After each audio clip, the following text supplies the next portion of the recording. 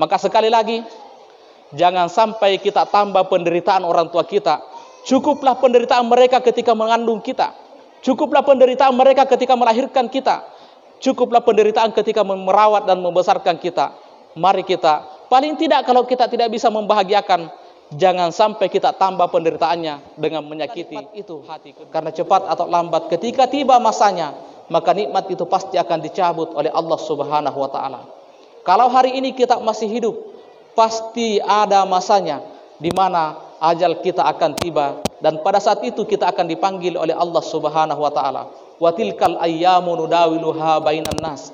Karena ada hari di mana Allah melakukan pergantian di antara manusia. Kalau hari ini kita bersedih, maka besok atau lusa pasti kita akan bergembira dan berbahagia. Demikian pula sebaliknya. Kalau hari ini kita masih bisa tersenyum dan berbahagia, yakin dan percaya ada saatnya kita akan bersedih, bahkan kita akan menangis.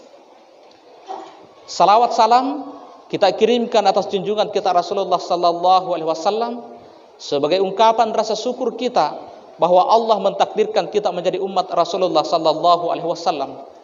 Nabi Musa alaihissalam setelah membaca al-luah atau kitab yang diberikan kepadanya, bermunajat dan minta kepada Allah, "Ya Allah, sekiranya Engkau bisa memberikan kesempatan kepada saya, maka saya rela meninggalkan syariat saya dan saya akan menjadi umatnya Rasulullah sallallahu alaihi wasallam."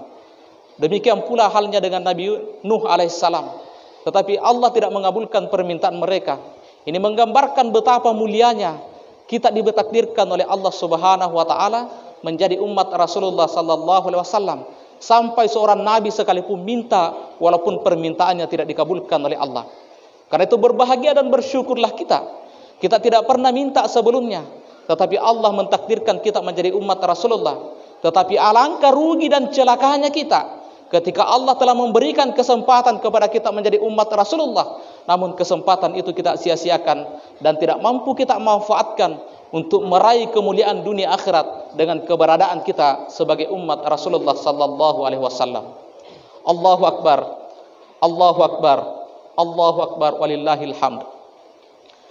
Sebagai bagian penting dari rangkaian khutbah Idul Fitri kita pada pagi hari ini, selaku khatib, saya berkewajiban mengingatkan diri saya dan mengingatkan dan mengajak kepada kita semua, mari momentum Hari Raya Idul Fitri ini kita jadikan sebagai momentum untuk menguatkan, mempersiapkan keimanan dan ketakwaan kita dalam rangka menghadapi 11 bulan ke depan, dalam rangka menyongsong Ramadan berikutnya insyaallah.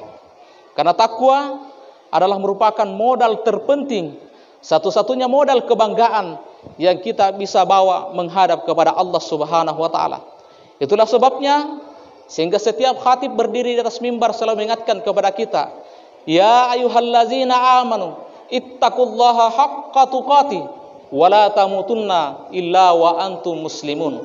Wahai orang-orang yang beriman, bertakwalah kalian kepada Allah dengan takwa yang sebenar-benarnya, dan janganlah engkau mati kecuali dalam keadaan muslim atau dalam keadaan beriman.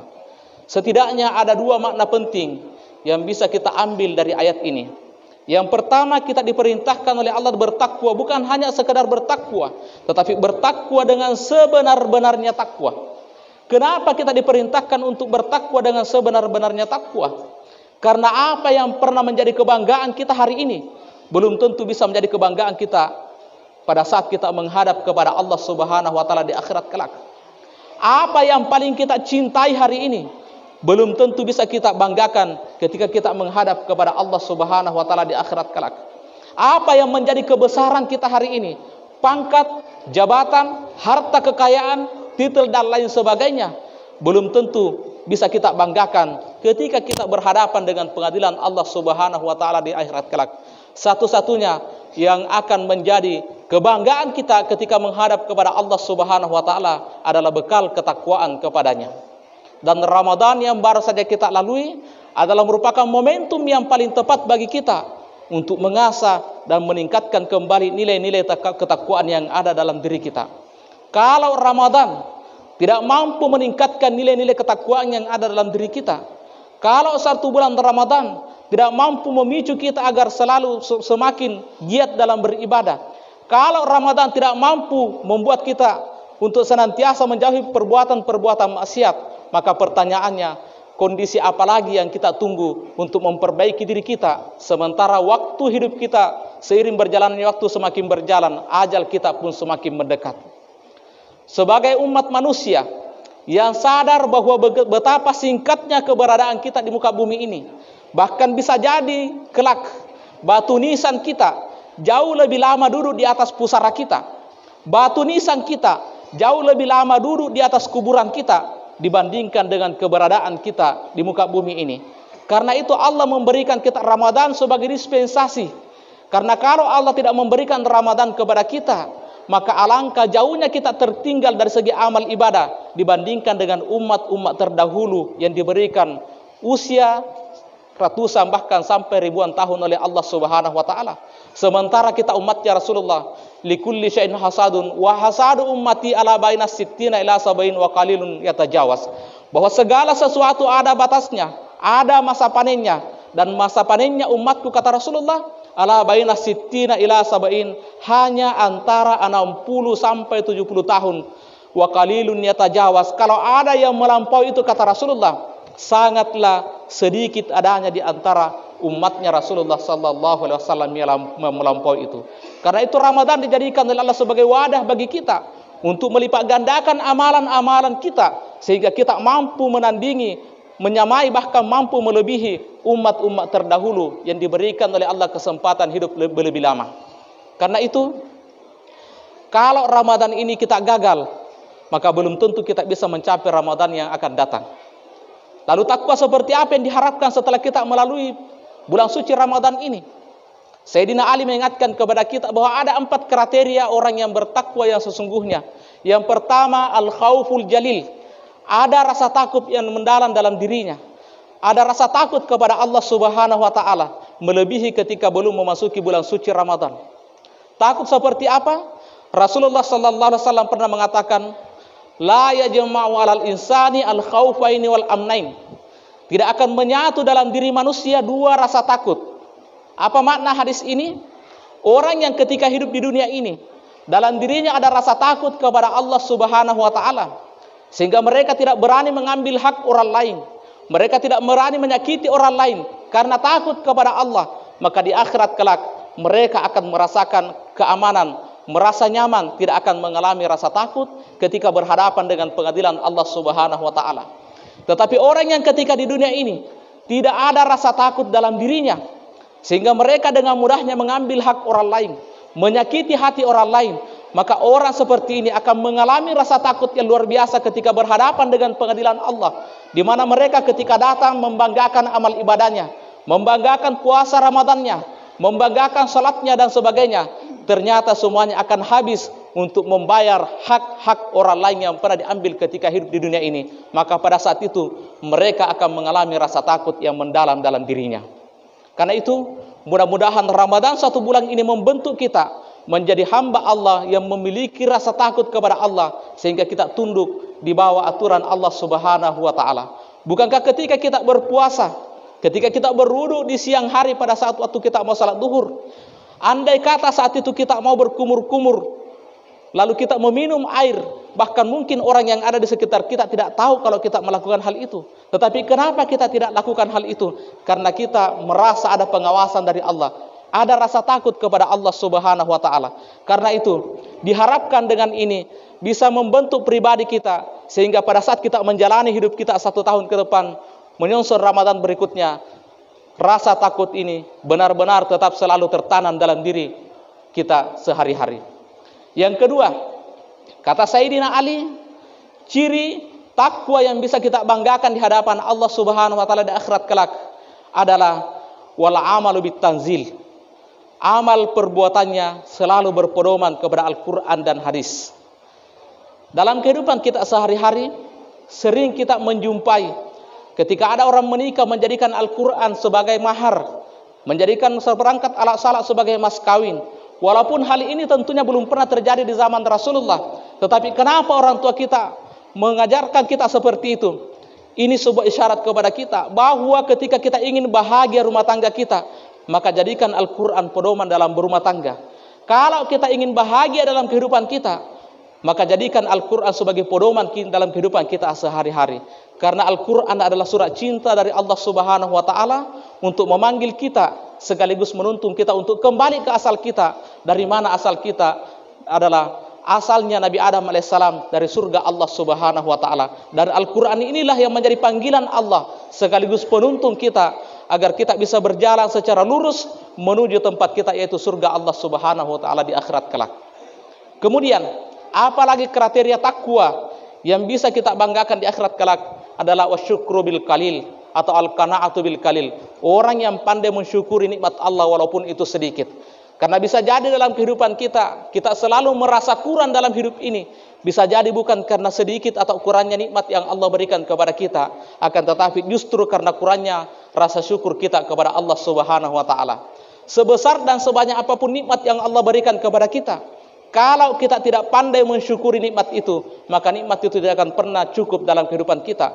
Tetapi sekecil apapun nikmat yang Allah berikan kepada kita, kalau kita pandai mensyukuri nikmat itu, maka yakin dan percaya nikmat itu walaupun kecil akan memberi manfaat yang besar dalam kehidupan kita sehari-hari.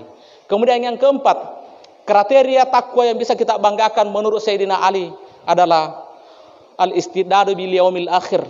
Dalam setiap waktu, momen yang dia memiliki, selalu mempersiapkan bekal untuk kehidupan akhiratnya. Karena kehidupan akhiratlah kehidupan kita yang sesungguhnya. Dunia ini adalah kehidupan kita untuk sementara. Karena itu, barangkali kita masih bertanya hari ini, kenapa kita diperintahkan berlapar-lapar di siang hari bulan suci Ramadan, padahal kita punya persiapan makanan. Kenapa kita harus mengurangi jatah tidur kita di malam hari, padahal kita seharusnya bisa tidur? Jawabannya nanti kita temukan di akhirat kelak setelah kita melewati pintu kematian, karena disitulah hakikat dari kehidupan yang sesungguhnya. Ini yang pertama, pesan dari ayat yang kita bacakan tadi. Yang kedua, pesan penting dari ayat tadi, wala tamutunna illa wa antum muslimun. Janganlah kalian mati kecuali mati dalam keadaan baik. Kenapa Al-Quran mengingatkan kepada kita wala tamutunna illa wa antum muslimun? Karena banyak manusia siang malam waktunya dipergunakan bagaimana supaya bisa merasakan hidup enak, tetapi terkadang kita lalai dan lupa bahwa yang terpenting dalam hidup kita bagaimana agar kita bisa memperoleh kematian yang enak. Karena hari raya yang sesungguhnya bagi orang yang beriman menurut Sayyidina Anas bin Malik adalah ketika kita meninggal dalam keadaan husnul khatimah. Sehebat apapun kita dalam hidup ini, apapun yang pernah kita capai, setinggi apapun karir dan pangkat jabatan yang kita miliki, kalau pada akhirnya kita meninggal dalam keadaan su'ul khatimah, maka semua capaian-capaian, kebanggaan yang pernah kita peroleh dalam hidup ini akan sia-sia. Karena su'ul khatimah pertanda bahwa kehidupan kita selanjutnya akan celaka. Lalu seorang ulama yang bernama Sayyid Abdullah Alwi Al-Haddad menceritakan bahwa yang paling banyak menyebabkan seseorang mati dalam keadaan tidak baik, atau yang kita kenal dalam agama su'ul khatimah, adalah al-aqul walidain, adalah orang yang durhaka atau berdosa kepada kedua orang tuanya. Kita kembali ke belakang belajar dari sejarah. Bagaimana seorang sahabat yang bernama Alqamah, beliau adalah sahabat Rasulullah, menjadi makmum di belakang Rasulullah, belajar langsung kepada Rasulullah, bahkan masuk Islam dituntun oleh Rasulullah. Pada saat Alqamah akan meninggal dunia, Alqamah tidak mampu mengucapkan kalimat la ilaha illallah. Lalu dituntun oleh Umar bin Khattab, Alqamah pun belum mampu mengucapkan kalimat la ilaha illallah. Dituntun oleh Abu Bakar, Alqamah pun belum mampu mengucapkan kalimat la ilaha illallah. Sahabat Nabi dituntun oleh orang-orang terbaik di antara sahabat Nabi, ada Abu Bakar, ada Umar bin Khattab, tapi ternyata Alqamah belum mampu mengucapkan kalimat la ilaha illallah menjelang sakaratul maut. Lalu dipanggillah Rasulullah. Rasulullah yang menuntun Alqamah untuk mengucapkan kalimat la ilaha illallah. Tetapi ternyata Alqamah pun belum mampu mengucapkan kalimat la ilaha illallah. Lalu apa dosa yang dimiliki oleh Alqamah? Karena dia pernah satu kali saja menyakiti hati orang tuanya. Ternyata walaupun sahabat Rasulullah, masuk Islam di hadapan Rasulullah, ikut menjadi makmum di belakang Rasulullah, belajar Islam kepada Rasulullah, sahabat Nabi, ternyata hanya karena berdosa kepada orang tuanya tidak mampu mengucapkan kalimat la ilaha illallah. Lalu apa yang kita andalkan hari ini, yang sudah begitu jauh dari Rasulullah, yang sudah pasti keislaman kita jauh dari keislaman Rasulullah? Lalu apakah kita akan merasa bangga dengan yang kita miliki hari ini, sementara kita siang malam menyakiti hati orang tua kita, kita durhaka kepada kedua orang tua kita? Lalu apa yang kita banggakan ketika kita menghadapi sakaratul maut?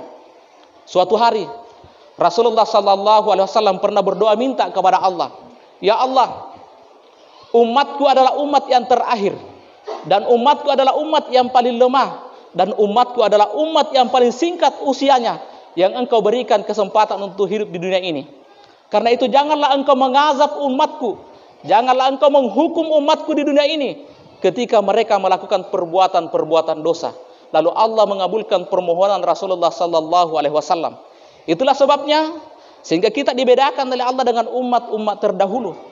Bagaimana ketika umatnya Nabi Nuh mengingkari ajaran Nabi Nuh, bumi ini langsung dibalikkan oleh Allah, didatangkan air bah tumpah ke bumi sehingga terjadi banjir, maka semua manusia-manusia yang ingkar kepada Nabi Nuh dimusnahkan oleh Allah Subhanahu wa taala. Satu kali saja Nabi Nuh angkat tangan, "Rabbi la tazar alal ardi minal kafirina dayyara."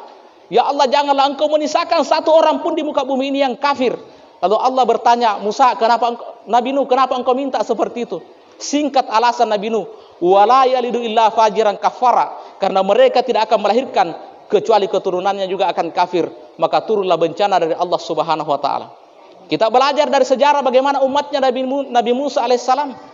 Ketika umatnya Nabi Musa tidak datang beribadah pada hari Sabtu, ketika umatnya Nabi Nuh tidak datang melaksanakan ibadah, langsung dikutuk oleh Allah. "Walaqad alimtumul ladzina taraw minkum fis sabati faqulna lahum kunu qiradatan khasiin." Ketika umatnya Nabi Nuh tidak datang beribadah pada hari Sabtu, langsung dikutuk oleh Allah menjadi monyet-monyet yang hina. Tetapi alhamdulillah kita umatnya Rasulullah tidak dihukum oleh Allah ketika melakukan perbuatan-perbuatan dosa. Kita bisa bayangkan, kalau ini yang terjadi kepada umatnya Rasulullah, barangkali pada hari Jumat, mungkin sering kita melihat monyet gentayangan naik mobil mewah. Mungkin sering kita melihat monyet gentayangan di pasar. Andai kata ini juga terjadi kepada umatnya Rasulullah. Tetapi Allah mengabulkan, Allah memberikan kesempatan kepada umatnya Rasulullah ketika kita berdosa. Kita selalu diberikan kesempatan untuk bertaubat. Malam yugargir, selama nafas kita belum lepas dari tenggorokan kita. Tetapi ada 3 kata Allah yang tidak diterima oleh Allah. Artinya, kalau 3 dosa ini dilakukan oleh umatnya Rasulullah, maka tetap mereka akan diazab dunia dan akhirat seperti umat-umat terdahulu. Yang mana 3 dosa itu? Yang pertama, qati'ur rahim, dosanya orang yang memutuskan tali silaturahmi di antara mereka. Bahkan pernah Rasulullah berada di padang Arafah bersama para sahabat, berkumpul bersama sahabat. Tiba-tiba datang malaikat Jibril membisikkan, "Ya Rasulullah, wahai Muhammad, malaikat pembawa rahmat, malaikat pembawa kasih sayang tidak akan datang berkumpul di tengah-tengah engkau dengan umatmu di padang Arafah ini." Kenapa? Ya, kata Rasulullah, karena di antara umatmu ini ada yang memutuskan tali silaturahmi di antara mereka. Kalau di antara Rasulullah, di tengah-tengah Rasulullah, di padang Arafah, tempat yang sangat terbaik di muka bumi ini, malaikat rahmat tidak mau datang berkumpul bersama Nabi karena di antara umatnya Rasulullah ada yang memutuskan tali silaturahmi. Lalu bagaimana mungkin kita berharap hari ini malaikat pembawa rahmat akan datang kepada kita di tengah-tengah kita pada saat kita melaksanakan hari Idul Fitri ini, ketika di antara kita ada yang memutuskan tali silaturahmi. Karena itu momen hari raya Idul Fitri ini kita jadikan sebagai momen untuk mencairkan kembali. Wajar ketika kita bertetangga ada persoalan di antara kita, tetapi mari kita jadikan momentum ini untuk saling memaafkan satu sama lain. Jangan sampai dengan putusnya tali silaturahmi di antara kita lalu turun bencana Allah Subhanahu wa taala, karena Allah telah berjanji akan mengazab dunia dan akhirat orang-orang yang memutuskan tali silaturahmi di antara mereka. Kemudian yang kedua kata Allah, yang akan diazab dunia dan akhirat adalah orang yang melakukan perzinahan. Itulah sebabnya sehingga hari ini semakin canggih ilmu kesehatan, semakin banyak penyakit-penyakit yang susah diobati. Salah satu di antaranya adalah kita kenal ada beberapa penyakit yang bersumber dari orang-orang yang melakukan seks bebas atau melakukan perzinahan. Bisa jadi itu adalah salah satu bentuk hukuman dari Allah Subhanahu wa taala yang bisa jadi menimpa di antara kita karena kita membiarkan terjadinya perzinahan di tengah-tengah manusia. Dan yang ketiga, dan ini yang terpenting untuk menjadi bahan renungan kita pada pagi hari ini, kata Rasulullah, kata Allah Subhanahu wa taala, saya akan memberikan hukuman, saya akan mengazab di antara umatnya Rasulullah seorang anak yang berdosa kepada kedua orang tuanya. Seorang anak yang berdosa kepada kedua orang tuanya akan diazab oleh Allah dunia dan akhirat. Kenapa Allah menempatkan begitu tinggi derajat orang tua? Karena orang yang paling berjasa dalam hidup kita adalah orang tua kita. Sehebat apapun kita hari ini, prestasi apapun yang mampu kita raih hari ini, semata-mata karena kehebatan dan keberhasilan orang tua kita, bukan keberhasilan kita. Kalau mau lihat di mana keberhasilan kita, seberapa besar keberhasilan kita, lihat di pada generasi kita ke depan. Seberapa mampu kita mengantarkan anak kita sukses di dunia akhirat, maka disitulah keberhasilan kita. Karena itu, orang bijak menggambarkan bagaimana besarnya kasih sayang orang ibu kepada anaknya. Satu orang ibu mampu menjaga, memelihara dan membesarkan 10 orang anak. Tetapi 10 orang anak belum tentu mampu menjaga dan memelihara satu orang ibu. Oleh karena itu, pantas ketika Allah menggantungkan ridhanya kepada ridha kedua orang tua kita. Ridha Allah fi ridhal walidain wa sukhtullah fi sukhtil walidain. Kalau kita ingin diridhai oleh Allah, maka carilah ridha Allah pada kedua orang tua kita. Tapi kalau orang tua kita murka kepada kita, maka yakin dan percaya Allah pun akan murka kepada kita. Orang tua kita adalah orang yang paling berjasa dalam hidup kita. Kita 9 bulan tinggal dalam kandungan ibu kita. Berapa banyak penderitaan yang mereka rasakan, yang mereka rasakan ketika kita dikandungnya. Bahkan ketika kita dilahirkan, mereka mempertaruhkan nyawa, air mata, keringat dan darah pun. Tetapi begitu anaknya lahir, seolah-olah tidak ada penderitaan yang dia rasakan. Dia mampu tersenyum walaupun air matanya masih menetes. Karena kenapa? Begitu besarnya kasih sayangnya kepada kita.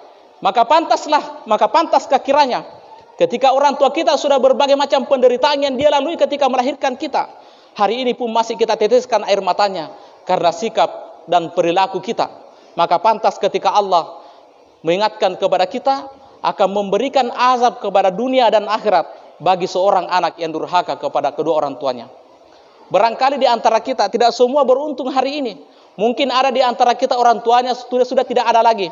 Tetapi bukan berarti bahwa kita kehilangan kesempatan untuk berbakti dan membalas kebaikan orang tua kita. Agama mengajarkan kepada kita untuk selalu mendoakan orang tua kita. Karena insya Allah salah satu amalan yang tidak pernah terputus untuk orang tua kita adalah ketika memiliki seorang anak yang selalu mendoakannya. Bagi kita yang masih beruntung hari ini, masih diberikan kesempatan oleh Allah untuk membalas budi baik orang tuanya. Masih diberikan kesempatan oleh Allah untuk bisa bersimpu di hadapan orang tuanya, minta ridhonya, memohon ampunannya, memohon maaf. Masih diberikan kesempatan oleh Allah, walaupun tidak mungkin mampu kita akan bayar jeripayanya, tetapi kita masih punya kesempatan. Mari kita manfaatkan kesempatan ini untuk selalu meminta ridhonya, dan mari kita untuk selalu meminta dan membahagiakan orang tua kita. Walaupun tentunya tidak mungkin bisa kita bayar begitu panjangnya rentetan penderitaan. Bahkan terkadang ibadahnya tidak sempurna. Mereka terkadang meninggalkan puasa, mereka terkadang meninggalkan salat karena demi untuk merawat dan membesarkan kita. Maka sekali lagi, jangan sampai kita tambah penderitaan orang tua kita. Cukuplah penderitaan mereka ketika mengandung kita. Cukuplah penderitaan mereka ketika melahirkan kita. Cukuplah penderitaan ketika merawat dan membesarkan kita. Mari kita, paling tidak kalau kita tidak bisa membahagiakan, jangan sampai kita tambah penderitaannya dengan menyakiti hati keduanya. Hadirin sidang jamaah yang dimuliakan oleh Allah, kiranya momentum Ramadan selama 1 bulan ini bisa membentuk kita menjadi pribadi-pribadi mukmin yang semakin baik di hadapan Allah Subhanahu wa taala. Kiranya momentum Hari Raya Idul Fitri ini kita jadikan sebagai momentum untuk menyambung kembali tali silaturahmi di antara kita. Kiranya momentum Hari Raya Idul Fitri ini kita jadikan sebagai momentum untuk kembali meminta ridha, meminta maaf kepada kedua orang tua kita sebagai jaminan untuk keselamatan kita dunia dan akhirat. Barakallahu li wa lakum fil Qur'anil azim.